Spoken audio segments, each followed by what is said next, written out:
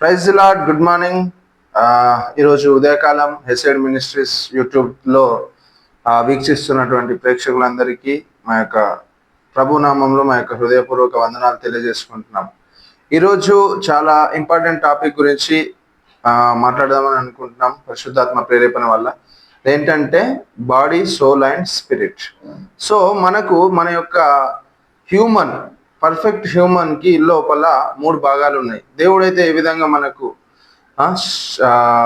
3 భాగాలుగా ఉన్నాడో, తండ్రి అయిన దేవుడు, కుమారుడైన ప్రభువు and holy spirit. So as it is same గా మనకు కూడా మానవుడి లోపల 3 భాగాలు ఉన్నాయి. 3 భాగాలు ఏమిటి అంటే, ఒకటి శరీరం, ఒకటి ప్రాణం, ఒకటి ఆత్మ. సో మనము ఆత్మ, శరీరం అండ్ ప్రాణం 3గా ఉన్నాం. Body, soul and spirit. So ఈ 3గా ఉన్నటువంటి ఈ యొక్క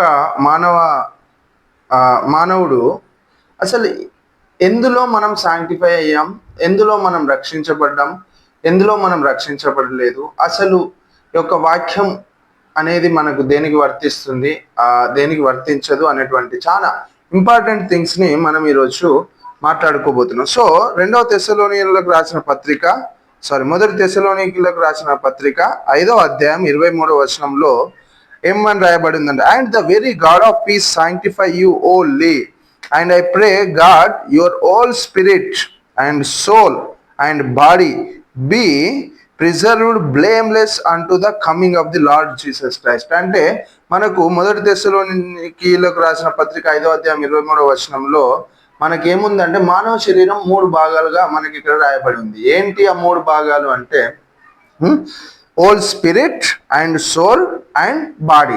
whole spirit and soul and body అంటే ప్రాణము, ఆత్మ, శరీరము.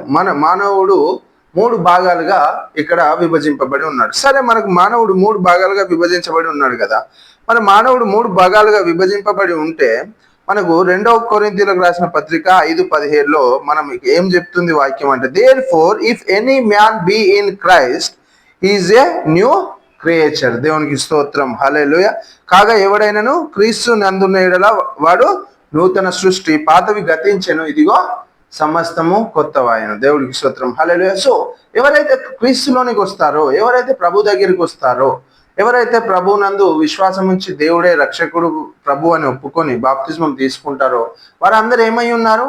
నూతన సృష్టి అయి ఉన్నారు. సో మనకు జాన్ 3లో ఏం చెప్తుందంటే, యోహాను 3లో ఎవడైనాను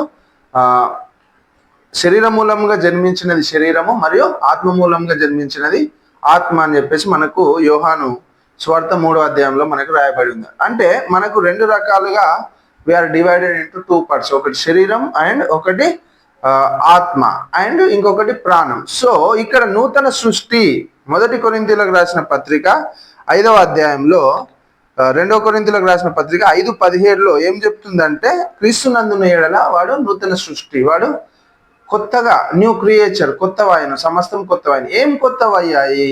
మన body it does not change. మనం ఎప్పుడైతే బాప్తిజమం తీసుకుంటామో, ప్రభువుని నమ్ముకుని బాప్తిజమం తీసుకున్నప్పుడు మన బాడీలో ఎలాంటి మార్పు ఉండదు. పొట్టి ఉన్న వాళ్ళు పొడవు అవ్వలేరు, పొడవు ఉన్న వాళ్ళు పొట్టి అవ్వలేరు, నల్లగా ఉన్న వాళ్ళు తెల్లగా అవ్వలేరు, తెల్లగా ఉన్న వాళ్ళు నల్లగా అవ్వలేరు, లావు ఉన్న వాళ్ళు సన్నం అవ్వలేరు, సన్నగా ఉన్న వాళ్ళు లావు అవ్వలేరు. అంటే ది పార్ట్ ఆఫ్ బాడీలో ఏమైంది? ఈ బాడీలో ఎలాంటి మార్పు అనేది జరగలేదు. బట్ వాక్యం ఏం చెప్తుందంటే, ఎవడైనాను క్రీస్తునందున్న యెడల వాడు నూతన సృష్టి. దేవుడికి స్తోత్రం, హల్లెలూయా. వాక్యం ఎప్పుడు తప్పు చెప్పదు. ఎందులో నూతన సృష్టి అయ్యాడు ఒక వ్యక్తి అంటే, ఆయన యొక్క ఆత్మలో. దేవుడికి స్తోత్రం, హల్లెలూయా. ఆయన యొక్క ఆత్మ స్వభావంలో. ఎఫెసీయులు 2:3లో ఏం చెప్తుందంటే, you are the childrens of wrath. అంటే మీరు ఉగ్రతకు you are the childrens of wrath అంటే ఉగ్రతకు, ఇంతకు ముందు మనం దేవుడికి ఉగ్రతకు లోబడినటువంటి పిల్లలుగా ఉన్న వాళ్ళం. కానీ ఇప్పుడు ఏమయ్యామంటే, ఆత్మలో దేవుడి యొక్క కుమారులం అయ్యాము. మనము మన యొక్క ఆత్మలో, మన యొక్క ఆత్మ స్వభావం మారడం వల్ల, మనం ఆత్మలో తిరిగి జన్మించడం వల్ల. దేవుడికి స్తోత్రం, హల్లెలూయా. ఇప్పుడు క్రీస్తునందున్న యెడల నూతన సృష్టి. ఎందుకు నూతన సృష్టి అంటే, ఇప్పుడు మనం ఆత్మ మూలంగా క్రీస్తునందు తిరిగి జన్మించాం కాబట్టి ఆత్మలో మన యొక్క జననం అనేది జరిగింది. దేవుడికి స్తోత్రం, హల్లెలూయా. సో ఎప్పుడైతే మనము దేవుడి యందు ఉంటామో, ఎప్పుడైతే మనం కొత్త సృష్టిగా మార్చబడతామో, ఎప్పుడైతే మనం తిరిగి జన్మించాము. తిరిగి జన్మించడం అనేది మనం శరీర రీతిగా కాదు, కానీ అది మన యొక్క ఆత్మలో జరిగినటువంటి కార్యము. దేవుడికి స్తోత్రం, హల్లెలూయా. సో మన శరీరంకు ఇంకా మన శరీరంకు ఎందుకు ఇంకా రక్షణ లేదంటే, ఎస్, శరీరం గురించి వాక్యం ఏం చెప్తుందంటే, 1 కొరింథీయులకు రాసిన పత్రిక 15వ అధ్యాయంలో 53వ for this corruptible must put on incorruption and this mortal must put on immortality. అంటే క్షయమైన ఈ శరీరము అక్షయతను ధరించుకోవలసి ఉన్నది, మర్త్యమైన ఈ శరీరము అమర్త్యతను ధరించుకోవాల్సి ఉన్నది. ఎప్పుడు మన శరీరం ఎప్పుడు రక్షించబడుతుంది? మన శరీరానికి రక్షణ ఎప్పుడు అంటే, in the second coming of Jesus.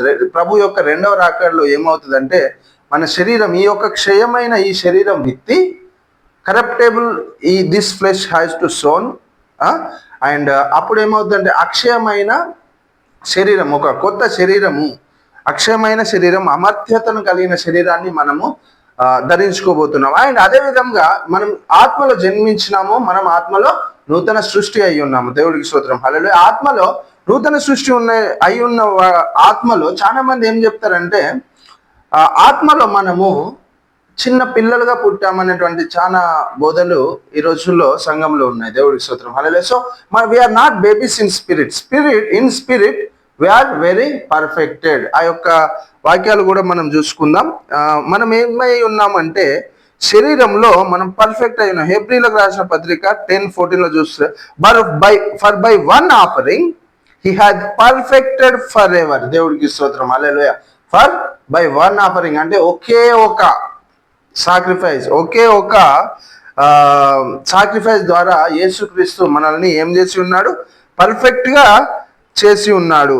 And మనము ఆత్మలో ఏమై ఉన్నామంటే వీఆర్ కంప్లీట్ ఇన్ స్పిరిట్. దేవునికి స్తోత్రం. We are not babies in spirit, we are matured in spirit and we are perfect in spirit and we are complete in spirit. కానీ మనం పర్ఫెక్ట్ కావాల్సింది, complete కావాల్సింది మన యొక్క సోలి శ్రేయంలో మనం కంప్లీట్ కావాలి. ఆత్మలో వీఆర్ పర్ఫెక్ట్. 1 John 4:17 ఏం చెప్తుంటే, as Jesus is in this world so we are అంటే మనము క్రీస్తు ఏ విధంగా అయితే ఈ యొక్క లోకంలో క్రీస్తు ఏ విధంగా ఉన్నాడో మనం కూడా అదే విధంగా ఉన్నామని చెప్పేసి మనకు 1 John 4:17 చెప్తుంది. అంటే యేసు ఏ విధంగా ఉన్నాడో మనము కూడా అదే విధంగా ఉన్నాం.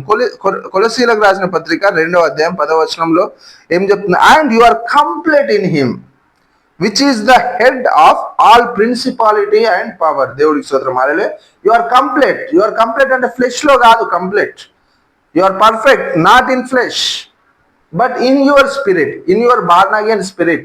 నీ యొక్క తిరిగి జన్మించిన ఆత్మలో, నీ యొక్క నూతన సృష్టి అయినటువంటి కొత్త ఆత్మలో ఏమై ఉన్నావు అంటే you are perfect, you are complete and you are as Jesus. యేసు ఈ లోకంలో ఏ విధంగా ఉన్నాడో 1 John 4:17 అదే విధంగా నీవు కూడా ఈ లోకంలో ఉన్నాము. కానీ మనము ఏదైతే మన ఆత్మలో ఉందో, మన ఆత్మలో ఉన్నది మన యొక్క శరీరానికి అది షిఫ్ట్ అయిపోయి మన మైండ్ నూతన పరుచుకోబడడం ద్వారా మనం ఈ యొక్క శరీరంలో కూడా పర్ఫెక్ట్ అవుతాం అండ్ ఈ యొక్క శరీరంలో కూడా మెచ్యూరిటీకి వెళ్తాం. దేవుడికి స్తోత్రం, హల్లెలూయా.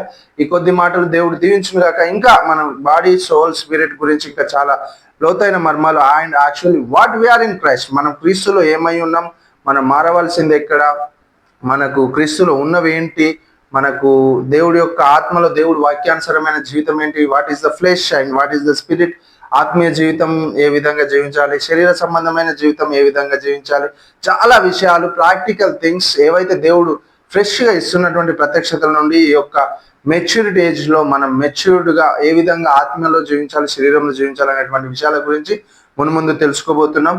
God bless you all. Please be connected and you are perfect in your spirit and you are complete in your spirit and you are same as Jesus is in this world. 1 John 4:17 మీరు ఎవరై ఉన్నారు మీ యొక్క ఆత్మలో అంటే క్రీస్తు ఎవరై ఉన్నారో, క్రీస్తు ఏ విధంగా అయితే ఈ లోకంలో ఉన్నాడో అదే విధంగా మీరు మీ యొక్క ఆత్మలో ఉన్నారు. కానీ మారాల్సింది మీ శరీరం, మీ యొక్క మనసును. రోమా 12:2 మీ యొక్క మనసును నూతన పరచుకోవడం ద్వారా renewing of your mind you will become as God. And మన యొక్క కరప్టబుల్ సీడ్, మన యొక్క ఈ శరీరం విత్తబడినప్పుడే మనం మహిమ శరీరంను ప్రభు యొక్క రెండవ రాకడలో ధరించుకుంటాం. ఈ కొద్ది మాటలు దేవుడు దీవించును గాక. ఆమెన్.